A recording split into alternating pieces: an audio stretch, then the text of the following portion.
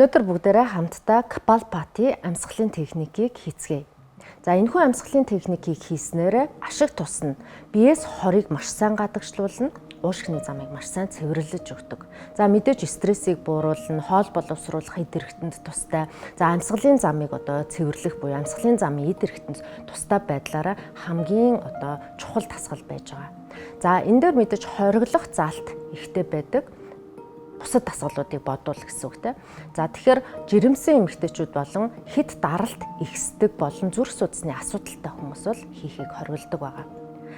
За амьсгал авахд гид зурагшаа цүдийгээд амьсгал гаргахад хүчтэй нусаа нээж байгаа юм шиг хүчтэй амьсгалаа гаргана. Энэ үед гидсийг хоош нь маш сайн татаж өгнө. Ерөөсө гол техник нь энэ. Тийм учраас гидэс хэвлийн булчинг ашигладаг.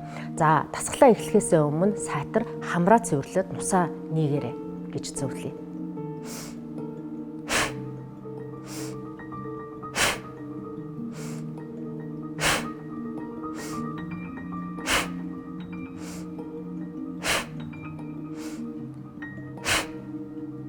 За анхлаад хийж байгаа хүмүүсийн хувьд бол толгой эргэх, дотор мухаа оргих юм сөрөг үзэгдлүүд бас хүний биед илэрдэг. Тийм учраас айх сандрах хэрэггүй. Хэрвээ магадгүй толгой эргэжээвэл нэг хэсгийн хугацаанд амраад дахиад үргэлжлүүлээд хийж болно. Ингэж гидсний булчинг ашиглаж гөрүүлзүүлж хөдлөснөөр хоол боловсруулах эд эрхтэнд давхар ашиг тустай байдаг байна.